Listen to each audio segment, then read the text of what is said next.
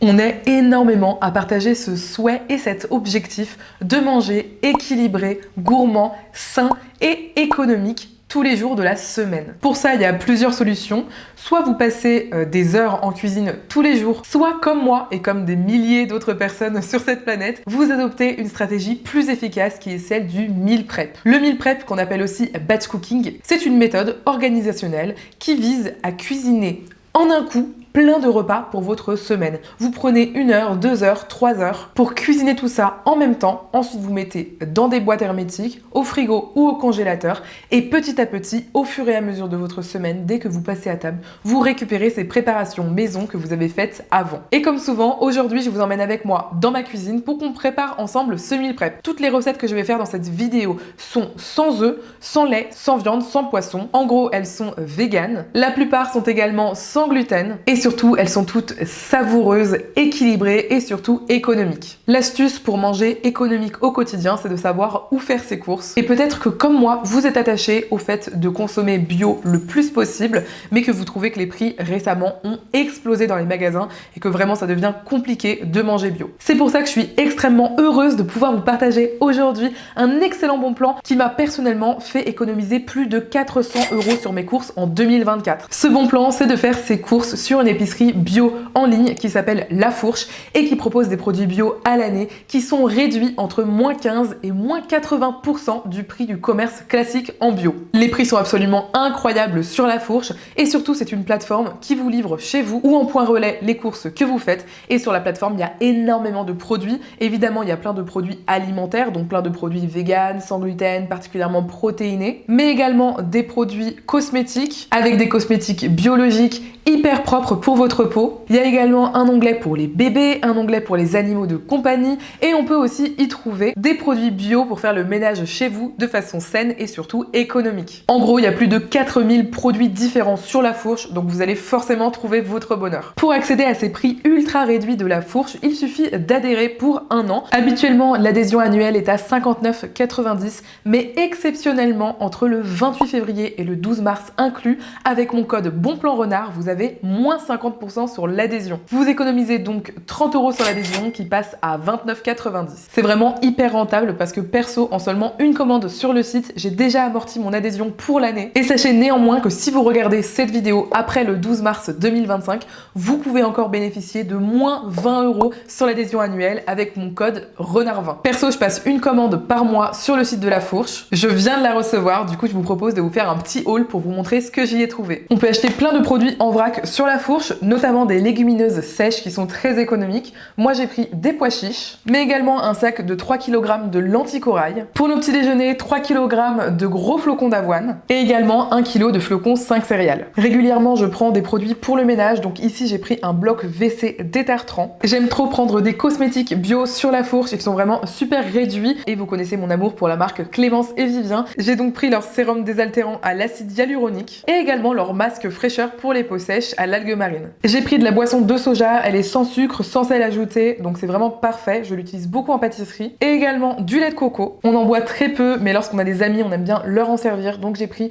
du café moulu bio et équitable. À la maison, pour des raisons de glycémie, on mange uniquement des pâtes complètes, donc je prends souvent leur spaghetti complète. Un grand classique chez nous, la purée de pommes sans sucre ajouté. Trop bonne avec ce petit goût caramélisé. Si comme moi vous aimez faire vos propres viandes végétales à la maison, vous utilisez peut-être du gluten de blé, super économique sur La Fourche, donc j'en prends régulièrement 1 kg. Néanmoins, si comme moi vous souhaitez utiliser des viandes végétales toutes prêtes, mais pour autant qui sont quand même très bonnes pour la santé, perso je vous conseille énormément le seitan de la marque Selna qu'on trouve sur La Fourche, il est excellent. J'adore leurs olives roses et violettes qui sont très économiques, et également des biscuits vegan et bio pour le quotidien, donc on aime les bio-bis, on les prend au chocolat, à l'épeautre et également à la vanille, cela c'est mes préf. Si vous souhaitez tester La Fourche gratuitement, c'est totalement possible pendant 30 jours sans engagement. Il vous suffit de vous inscrire en cliquant sur le lien que je vous mets sous la vidéo, mais pensez bien à mettre quand même le code BONPLANRENARD ou RENARD20 dans la case adaptée lors de l'inscription, parce que même si vous ne payez rien, si vous décidez de rester et de prendre l'adhésion annuelle, dans ces cas-là, vous aurez à ce moment-là la grosse réduction grâce au code. Et maintenant, je vous laisse avec la suite de la vidéo.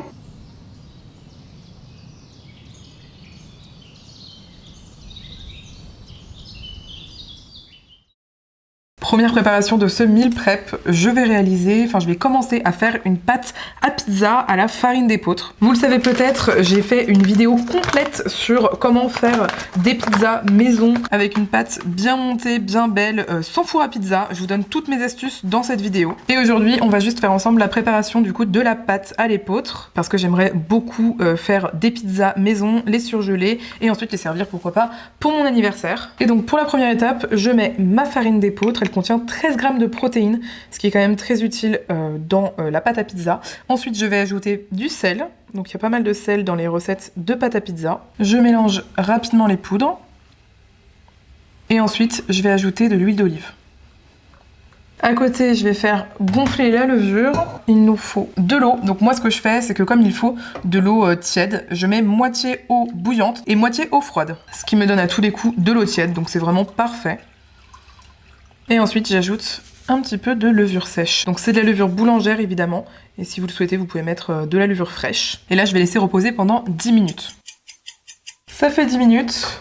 Du coup, la levure est activée, je la mets dans mon robot. Sur le robot, j'ai mis l'instrument du crochet qu'on utilise pour les pâtes comme ça à pétrir. Et maintenant, je vais pétrir à vitesse moyenne pour 10 minutes.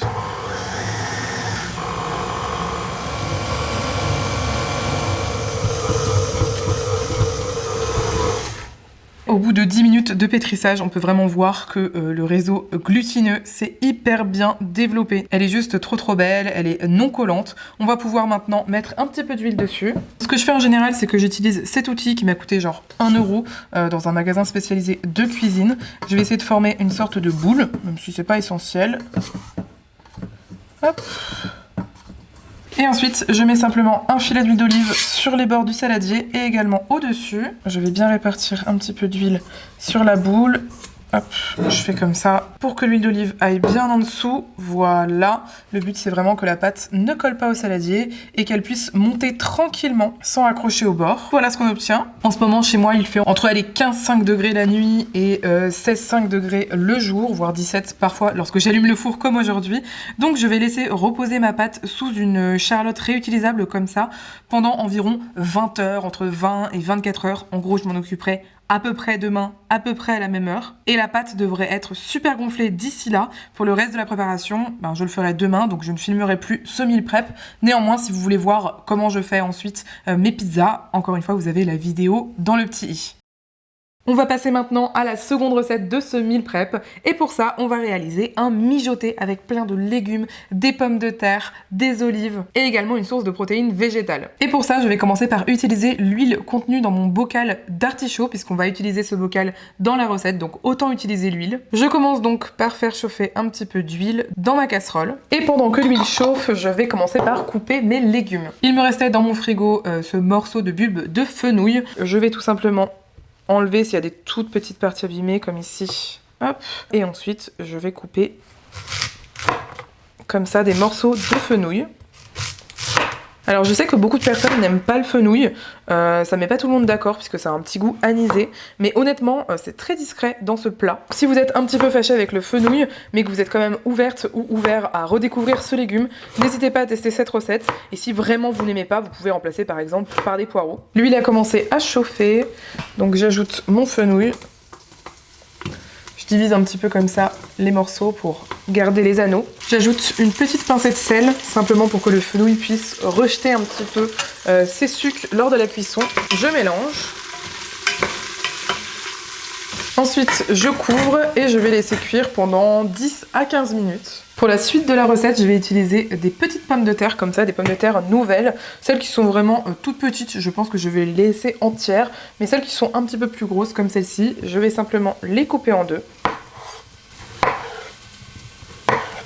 Une fois que le fenouil est bien grillé, un peu translucide comme ici, j'ajoute pas mal d'ail. Donc moi c'est de l'ail haché surgelé, mais bien sûr vous pouvez hacher votre propre ail.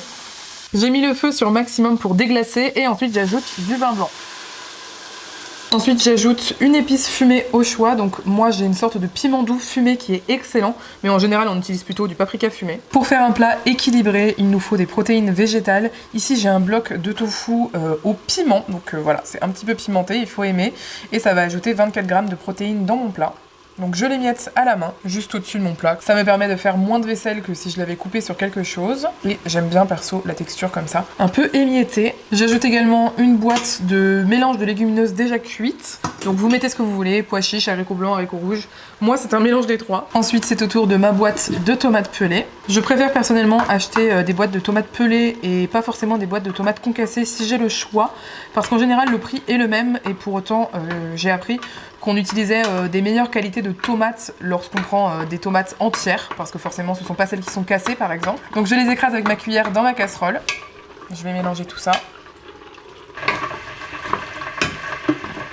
J'ajoute mes pommes de terre, mon bocal entier d'olives, y compris la saumure. Ça va me permettre de saler avantageusement le plat sans utiliser du sel supplémentaire et sans jeter ma saumure comme la plupart des gens le font. Si vous ne souhaitez pas l'utiliser de cette façon par exemple, vous pourriez très bien aussi l'utiliser dans une vinaigrette. Moi j'utilise à la place de vinaigre et ça rend très très bien dans les vinaigrettes la saumure comme ça d'olive. Je vais également sortir mes petits morceaux d'artichaut de mon bocal et je vais pouvoir les hacher au couteau. Ça c'est pareil, hein, l'huile qu'il reste dans votre bocal d'artichaut comme ça, vraiment gardez-la pour vos vinaigrettes ou pour d'autres préparation, ce serait vraiment dommage de la jeter.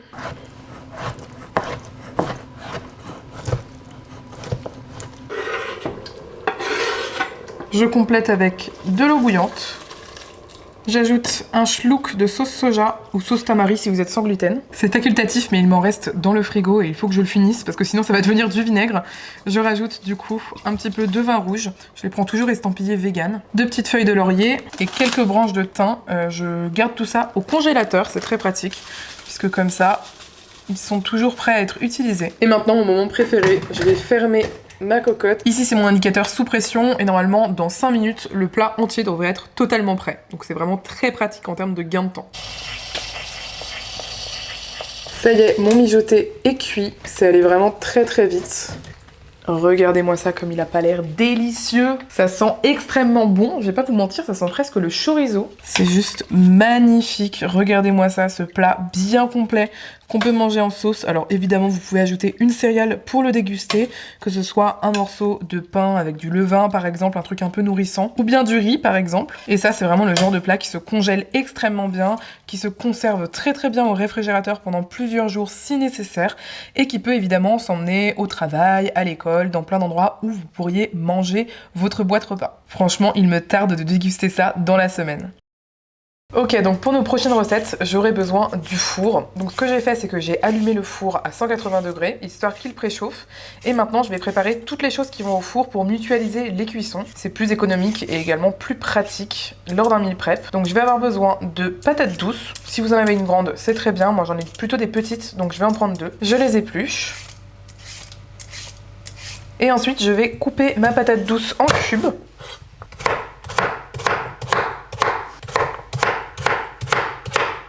Une fois que c'est fait, je m'occupe également de mes champignons. Donc ce que je fais pour les champignons, en fonction d'à quel point ils sont abîmés ou pas, là ça fait quand même quelques jours que je les ai dans le frigo. Je coupe, hop, le bout ici, et ensuite avec un torchon propre, je viens essuyer un petit peu le champignon. On peut aussi les laver au besoin, mais c'est vrai qu'il est plutôt conseillé de les essuyer. Et si vraiment ils étaient plus abîmés, alors je les épluche. Mais là ce sera pas nécessaire pour cette fois-ci. Et ensuite, s'ils sont gros, je vais les couper en 2, comme ici. Et s'ils sont plutôt petits, je vais les laisser entiers. Et ensuite, c'est tout simple, moi je vais rôtir en fait tout ça au four. Si vous n'avez jamais essayé les champignons comme ça, rôtis au four, juste avec du sel et de l'huile d'olive, sachez que c'est absolument excellent, ça concentre complètement les saveurs du champignon. Je les mets également avec les patates douces et je vais les assaisonner très simplement de l'huile de cuisson et du sel. Il me suffit ensuite de mélanger le tout et d'enfourner pour 20 à 30 minutes à 180 degrés.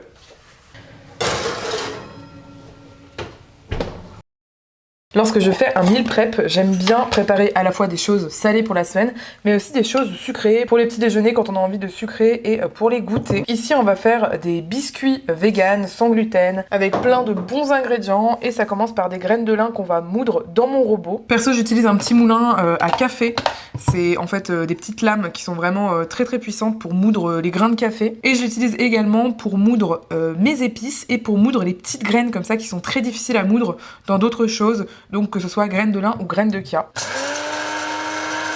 Je mets mes graines de lin moulues dans mon saladier, celui dans lequel je vais préparer mes biscuits, et je vais compléter avec de l'eau chaude pour faire une sorte d'œuf végétal, parce que les graines de lin, tout comme les graines de chia, ont cette propriété à créer du gel autour d'elles, en fait, une fois qu'elles sont moulues. Ça s'appelle la propriété mucilagineuse. J'adore ce mot parce que, quand même, c'est rigolo à dire en société. Donc je mélange un petit coup. Et ça, je vais laisser reposer tranquillement dans mon saladier. Et ensuite, je continue à moudre des choses, et notamment du sarrasin. Parce que perso, j'achète du sarrasin comme ça, complet, en vrac. Et ensuite, je fais ma propre farine, et comme ça, je peux aussi faire plein d'autres choses avec. Notamment mon pain fermenté sans gluten, ou bien des galettes de sarrasin. Donc là, je vais faire de la farine, mais évidemment, si chez vous, vous avez uniquement de la farine de sarrasin, c'est très bien également.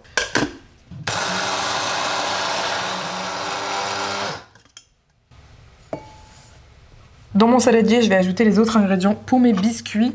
Et il faut savoir que comme ce sont des biscuits sans gluten, forcément il y a plusieurs farines. Après, à la maison, vous pouvez très bien acheter un mélange de farine sans gluten tout prêt et l'utiliser dans cette recette à la place de toutes les farines que moi je mets. Je mets une pincée de sel, 2 cuillerées à soupe de sucre de coco qui a un index glycémique bas et qui a également de délicieuses notes de caramel, c'est excellent. Je continue avec de la farine d'amande, donc c'est très protéiné, c'est dégraissé, c'est vraiment super. Le but pour moi c'est aussi de faire des biscuits qui soient quand même assez protéinés, comme ça à la fois ça nous fait un snack et en même temps ça nous apporte d'autres nutriments. C'est facultatif d'ailleurs, mais moi j'ajoute quand même des protéines en poudre vegan. Et ensuite je mets de la farine de riz qui permet d'avoir des biscuits qui sont super croustillants. Un petit peu de poudre à lever, pas beaucoup.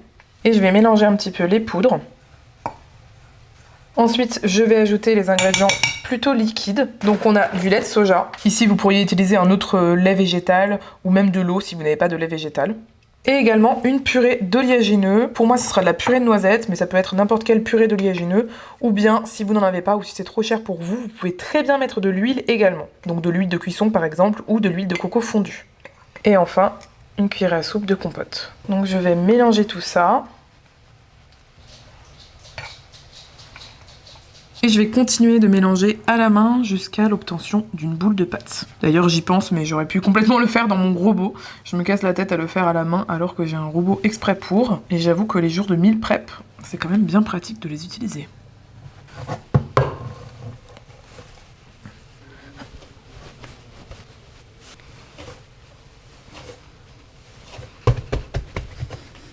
Et voici ma belle boule de pâte à biscuits. Finalement, je l'ai pétrie sur mon plan de travail parce que mon saladier était définitivement trop petit et je n'arrivais pas à mélanger à la main. Donc voici ce que ça donne. Et ensuite, c'est tout simple. Je vais utiliser la moitié de ma boule de pâte parce que c'est quand même une belle boule de pâte. Et je vais l'étaler en fait entre 2 feuilles de papier sulfurisé. Moi j'aime beaucoup cette méthode entre les 2 feuilles de papier sulfurisé. Cette boule de pâte à biscuits colle vraiment très très peu, mais je trouve que c'est très pratique de le faire directement sur le papier sulfurisé parce que comme ça au moins on est sûr et certaine que ça ne colle pas à notre plan de travail. Et donc je vais rouler tout ça avec mon rouleau à pâtisserie sur environ 1 cm d'épaisseur. Pour cette recette, il est important de ne pas étaler la pâte trop finement, car sinon elle a tendance à être cassante. Et maintenant, c'est le moment amusant, j'ai envie de dire. Vous pouvez choisir un petit peu les formes que vous préférez pour faire vos biscuits. Donc moi j'ai par exemple cette forme cannelée que j'aime beaucoup. Ou bien j'ai une forme de cochon que je trouve très sympa, surtout pour des biscuits véganes. Ou encore cette forme de pomme, que je trouve très mignonne aussi. Vous pouvez vous éclater sur les formes, l'important c'est surtout que ce soit à peu près de la même taille, puisqu'au four ça va cuire en même temps. Et regardez, j'ai des mini emporte-pièces que j'aime trop. On peut les utiliser par exemple ici, et ça fait qu'on va pouvoir faire ensuite des biscuits fourrés. Donc par exemple, le fond sera avec la partie pleine, et le dessus comme ça, avec la partie creuse, et entre les deux on pourrait mettre par exemple de la purée de noisettes, une sorte de pâte à tartiner chocolat noisette maison, ou de la confiture, enfin un petit peu ce qu'on le veut. C'est le moment d'enfourner pour 20 à 25 minutes à 180 degrés. Après je vous invite à regarder comment les biscuits réagissent en fonction de votre four. Et je vais également sortir mon autre plat où on peut voir ici que les patates douces sont cuites, ainsi que les champignons. Non mais regardez, ils sont tout noirs là, bien concentrés, ils ont vraiment réduit en taille et ça c'est exactement ce qu'on voulait pour concentrer les saveurs. Pendant que les biscuits cuisent, on va cuire le fameux seitan de Selna que j'adore, qui est absolument excellent. Et je vais tout d'abord le faire griller dans mon wok. Donc les morceaux de seitan une fois sortis du bocal ressemblent à ça. Et ensuite moi, à la main, j'en fais des petits morceaux comme ça et je les mets à griller dans mon wok.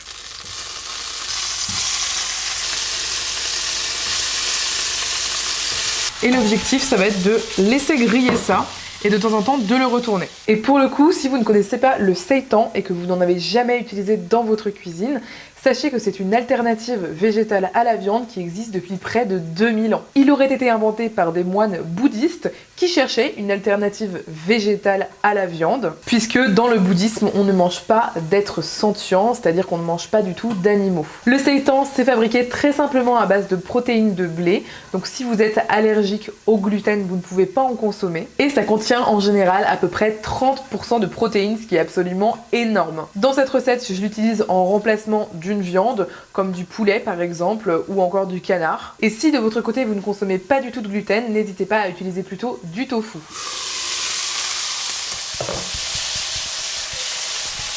Non mais regardez-moi cette caramélisation incroyable. Du coup, pour la suite de la recette, et pendant que nos morceaux de seitan sont en train de griller et de nous offrir une incroyable texture croustifondante, on va utiliser un petit mortier comme ceci. Sinon, vous utilisez un bol et vous utilisez le bout, par exemple, d'un rouleau à pâtisserie pour écraser et piler comme ça, ou bien juste vous hachez et vous râpez.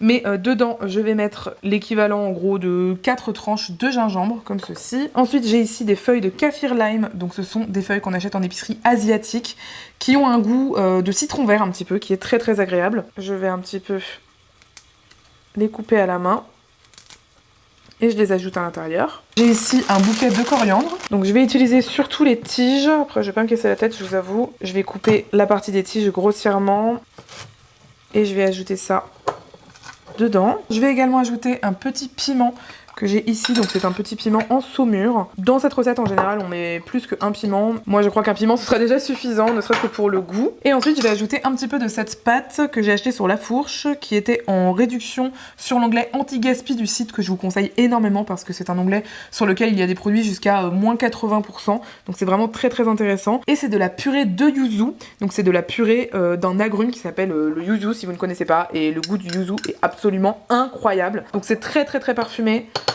J'en mets l'équivalent d'une petite cuillerée à café en gros. Et ensuite, avec mon petit pilon, hop, je vais écraser tout ça pour en faire une pâte. Franchement, je suis dégoûtée. Regardez ce qu'il vient d'arriver. Mon mortier s'est littéralement cassé. Vraiment, je comprends pas. Du coup, je vais utiliser à nouveau mon petit mixeur de tout à l'heure. J'ai rajouté plus de coriandre parce qu'il y a plus de place. Et pour que ça puisse bien mixer, je vais ajouter un petit peu du liquide contenu dans une boîte de lait de coco. Autant vous dire que ça sent divinement bon, et alors la couleur elle est juste splendide. Je vais ajouter ça à mon wok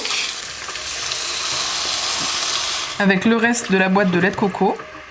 La couche qui est dure au-dessus d'une boîte de lait de coco lorsqu'il fait frais ou que vous la mettez au réfrigérateur, ça s'appelle la crème de coco. Donc si dans une recette vous voyez que vous avez besoin de crème de coco, soit vous achetez une crème de coco directement, soit vous mettez une boîte de lait de coco de bonne qualité dans votre frigo et vous récupérez la crème qui est ici, et le reste du lait de coco vous l'utilisez pour une autre recette. Je complète avec de l'eau bouillante. Et j'ai oublié, mais il faut également de la citronnelle. On en trouve également dans les magasins asiatiques ou parfois en magasin bio au rayon surgelé ou au rayon frais. Je vais tout simplement les couper en morceaux et les mixer. J'ai changé d'avis, je vais pas les mixer, je vais plutôt juste les mettre comme ça pour que ça infuse bien le bouillon. J'ajoute également un zeste de citron jaune bio que j'ai surgelé. Vous pouvez mettre du zeste de citron vert bio si vous en trouvez. Et pour la partie de la tige en fait la plus épaisse, pour la citronnelle, ce que je fais c'est que je prends mon gros hachoir comme ça, je le pose dessus et je tape.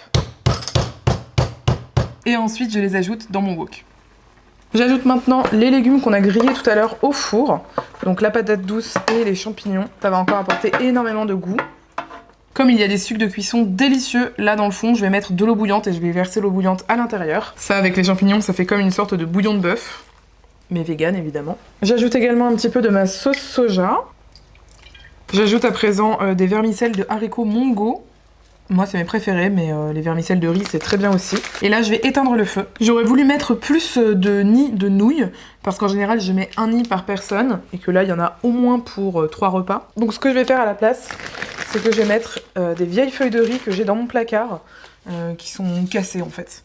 Et ça va faire comme des sortes de nouilles dans le bouillon. Et ce sera très très bien. D'ailleurs, si vous n'avez pas de nouilles, vous pouvez très bien prendre des feuilles de riz comme ça, les découper en forme de grosses nouilles bien épaisses, au ciseau tout simplement, et après les mettre dans votre bouillon. Ça vous permettra d'utiliser vos feuilles de riz. On a un peu tout en fait dans ce plat, c'est ça que j'aime beaucoup. Déjà, je trouve qu'il se réchauffe très très bien avec le bouillon comme ça. Il est extrêmement savoureux, évidemment, c'est une explosion de saveurs en bouche. Mais en plus de ça, on a les céréales, on a les protéines et on a les légumes et la source de gras, donc c'est vraiment parfait, incroyable. Dans le cadre de mon meal prep, cette préparation, je la laisse totalement refroidir et ensuite je la mets dans des Tupperware. Et enfin, je la réchauffe juste avant de la consommer et c'est juste excellent. Je n'oublie pas d'enlever évidemment les tiges de citronnelle comme ici, mais je les laisse en fait dans mon réfrigérateur parce que ça va continuer d'infuser dans la préparation. Néanmoins, avant de déguster, évidemment, je les enlève. Pour notre prochaine et dernière recette, on va réaliser comme un guacamole mais à base d'edamame. C'est une alternative au guacamole d'avocat qui est plus riche en protéines puisque les edamame contiennent en général entre 10 et 12 grammes de protéines au 100 grammes, qui est différente en termes de goût et qui permet aussi tout simplement de changer les goûts, donc pourquoi pas. Normalement, je fais mon guacamole d'edamame uniquement avec des edamame, mais en ce moment, j'ai un avocat qui est en train de mûrir dans ma cuisine, donc je vais rajouter un avocat à ma préparation. C'est sûr qu'avec un avocat dedans, ce sera d'autant plus ressemblant. Ensuite, je vais ajouter de l'huile. Donc, vous pouvez prendre un peu l'huile que vous voulez. Moi, je dirais que pour des préparations comme ça qui vont rester crues, alors crues, mais avant de mettre les edamame dans mon robot, je les ai cuits. Enfin, je les ai blanchis. C'est vraiment très rapide. Perso, je les mets dans un saladier résistant à la chaleur et je verse dessus de l'eau bouillante de ma bouilloire et je laisse genre 3 minutes. Ensuite, je les égoutte et je les passe sous l'eau très froide pour garder la jolie couleur et stopper la cuisson. Mais donc, comme ensuite on va le consommer cru, moi je vous conseille d'utiliser une huile riche en oméga 3 pour cette recette, comme ça vous pourrez bénéficier de ces bienfaits puisque les oméga 3 sont en partie détruits à la cuisson. Donc par exemple de l'huile de colza, extrait d'afroi, c'est très bien. Après il y a aussi de l'huile de chanvre, de l'huile de graines de chia, de l'huile de lin, voilà, toutes ces huiles là elles sont très bien. Néanmoins moi j'ai envie de finir l'huile qu'il me reste dans mon bocal d'artichaut de tout à l'heure. Je vais déjà mettre ça et je complète avec une cuillerée à soupe d'huile de colza bio extraite à froid. J'ai en ce moment chez moi des citrons verts qui sont bio, donc je vais pouvoir utiliser le zeste. Si les vôtres ne sont pas bio, n'utilisez pas le zeste, utilisez simplement le jus. Moi je vais utiliser les deux pour renforcer le goût. Donc pour ça j'utilise ma microplane, évidemment que j'adore. Vraiment cet outil, je vous en parle régulièrement, mais ça coûte pas si cher. Et dites-vous que je l'ai depuis 15 ans et que je l'utilise depuis 15 ans en cuisine et qu'il fonctionne toujours aussi bien. Qu'est-ce que ça sent bon le zeste de citron vert. C'est rare qu'on vienne prélever le zeste d'un citron vert, mais alors c'est incroyable au niveau de l'odeur quoi. Ensuite je vais presser le jus de mon citron vert et je l'ajoute. Et enfin on n'oublie pas de saler, de poivrer. Et on pourrait également y ajouter un petit peu de piment en flocons. Mais je vous avoue que je vais sauter cette étape car le mijoté que j'ai fait tout à l'heure avec le tofu au piment est déjà très pimenté. Donc je crois que pour la semaine, ce sera suffisant de piment pour notre maison. Et c'est parti, je mixe.